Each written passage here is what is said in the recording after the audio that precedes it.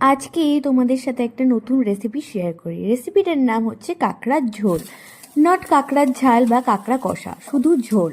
প্রথমেই কাঁকড়াগুলোকে ভেজে নিয়েছিলাম আর সাথে আলুও ভেজে নিয়েছিলাম। আলুগুলোকে আমি ছোট ছোট পিস করে কেটেছিলাম।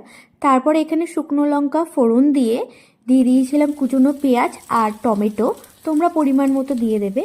হালকা ভাজা হয়ে গেলেই এরপর পেস্ট করা মশলাটা দিয়ে দিতে হবে। পেস্ট করা মশলায় আমি পরিমাণগুলো তোমাদের বলে দিচ্ছি। 7-8 কোয়া মতো রসুন নিয়েছিলাম। উষ্ণ গরম জলেই আগে থেকে 2টো শুকনো লঙ্কা ভিজিয়ে রেখে দিয়েছিলাম, সেই 2টো শুকনো লঙ্কা, 4টে কাঁচা লঙ্কা আর ছিল অল্প পরিমাণের আদা, সেই পেস্টটা। আর সাথে দিয়েছিলাম জিরের গুঁড়ো, হলুদ গুঁড়ো, নুন, দিয়ে স্বাদ মতো চিনি, আর পরিমাণ মতো দিয়েছিলাম শুকনো লঙ্কার গুঁড়ো আর দিয়েছিলাম কাশ্মীরি লঙ্কার গুঁড়ো।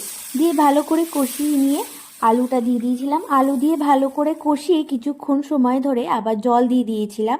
জল দিয়ে যতক্ষণ মশলাটা কষাতে থাকবে ততক্ষণই ভালো। সেকেন্ড টাইম আমি জল দিয়ে এখানে চেরা কাঁচা লঙ্কাগুলো দিয়ে ঢেকে দিয়েছিলাম। কাঁকড়া তুই তো নাকি খাস না? আমি সব খাই।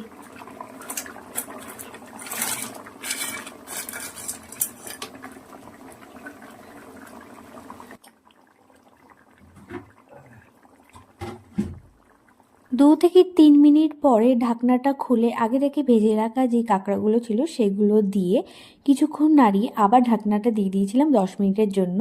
তোমরা এরকম বাড়িতে একদম সিম্পলভাবেই ট্রাই করতে পারো, কাঁকড়ার ঝোল খুবই ভালো লাগবে রেসিপিটা। পরে আমি দিয়ে দিয়েছিলাম পরিমাণ মতো চিনি আর দিয়েছিলাম অল্প পরিমাণে গরম মশলার গুঁড়ো। ভিডিওটি যদি তোমাদের ভালো লেগে থাকে তো লাইক, কমেন্ট আর সাবস্ক্রাইব করে দিও আমার চ্যানেলটিকে। ওকে, টাটা।